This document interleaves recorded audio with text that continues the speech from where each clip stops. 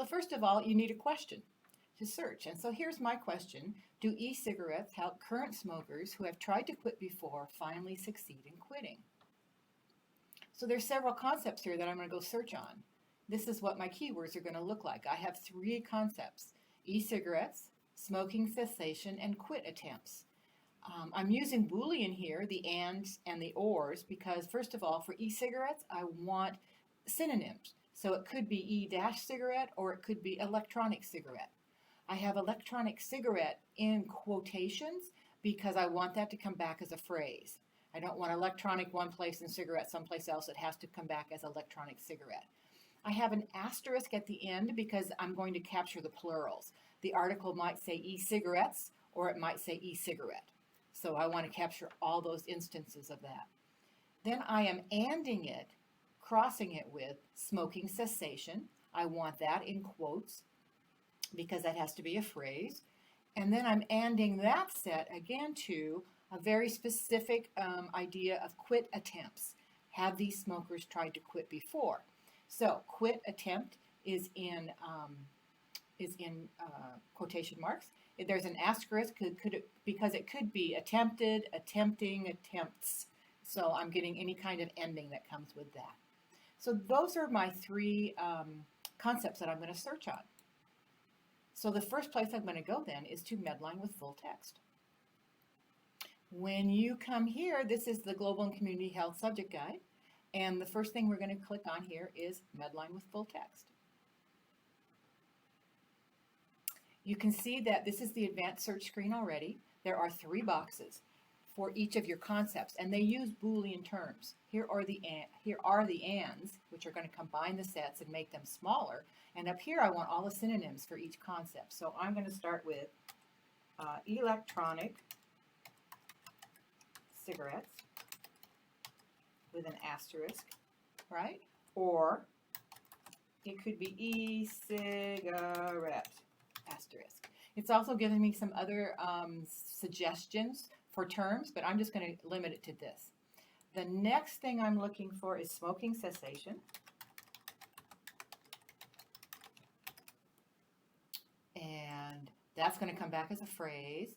The last thing I'm going to look for is quit attempts, but first I want to get a big set. So I'm going to go ahead and search with this. So I'm looking at e-cigarette as a smoking cessation tool. What I get back are 1,296 articles. Now I haven't limited it yet. Over here I'm going to say I want English language only. That's one of the things that's required. The other thing says to limit it to 15 years. Well, e-cigarettes haven't been around for that long, so it starts in 2007. 15 years would be 2004. So I don't have to limit it there, but if I wanted to, I would just type in 2004 here, enter, and it would limit it to that. But you can see that nothing has come up earlier than 2007. So it is limited. And now what I want to do is look at my search history.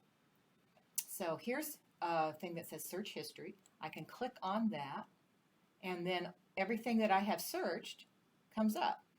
So here it shows me that these are the terms I put into search, and the first set gave me 1,296. Then I limited to English language, and I lost a few there.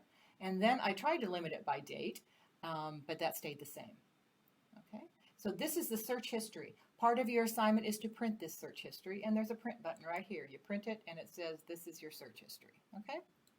The other thing that your assignment requires is that you create your own individual sign-in for the EBSCO databases. So up here it says sign in,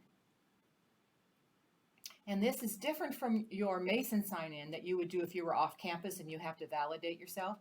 This one is just your personal one with EBSCOhost. If you don't have something already built, you say create one now, form comes up and you fill it out. I already have an ID, so I'm going to go ahead and put it in.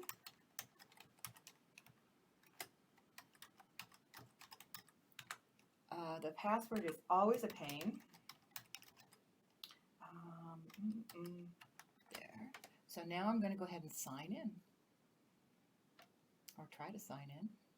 Yay. Okay. So now it recognizes who I am. And when I get ready to save searches, I can say I want to save this search in my folder. So I'm going to call this search smoking cessation. Oops. And this is the date I created it. I can give a description of why or what. I searched Medline. This is my search strategy. And now I can either save it permanently or temporarily. I can also create alerts so that every time something new is added using this search strategy, it will email it to me. But I'm just going to say I want to save this search permanently, and I'm going to say save. And now it's saved. So I'm going to continue. I have other things saved in here as well. But now when I go back, and there's my search strategy. I'm going to close my search history.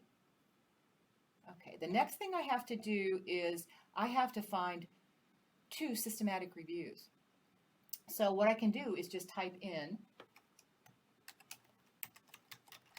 systematic review. And out of this 1,200, there are 22 that are systematic reviews. So I can choose any of these as my article. When I click on the title, it's going to take me to a description of this article. This is in a journal called Nicotine and Tobacco Research, and gives me all the information I need.